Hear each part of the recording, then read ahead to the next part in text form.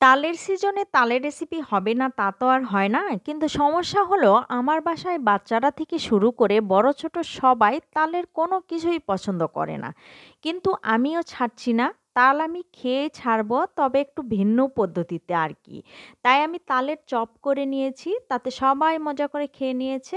তাল খাবে না একেবারে নিমেষেই শেষ করে ফেলেছে। এখানে ২ কাপ তালের কাদ নিয়েছি, দিব ২ কাপ সুজি, ২ কাপ ময়দা, ১ চামচ বেকিং পাউডার, দিব ২ টেবিল চামচ পরিমাণ পাউডার দুধ, দিব পরিমাণ মতো চিনি, যে যেমন মিষ্টি খেতে পছন্দ করে আর কি। দিব ১ চামচ ঘি, ১ কাপ পরিমাণ বাদাম কুচি। এরপর দিব একটা ডিম। সবগুলো উপকরণ দিয়ে এভাবে আমি মেখে নিয়েছি।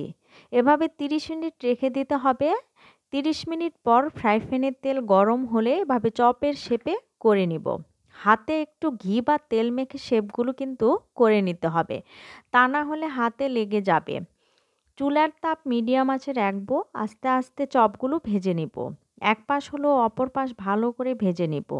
একটু সময় নিয়ে কিন্তু ভাজতে হবে। দেখুন একদম ফুলে কতটা ক্রিস্পি হয়েছে আর কত সুন্দর কালার চলে এসেছে। খেতেও কিন্তু অসাধারণ হয়। অবশ্যই রেসিপিটা ট্রাই করবেন। অসাধারণ হয় খেতে। চায়ের সাথে এইরকম ক্রিস্পি তালের চপ খেতে কিন্তু দারুণ লাগবে। আর আমার পেজ যাদের ফলো করা নেই তারা ফলো দিয়ে লাইক কমেন্ট শেয়ার করবেন।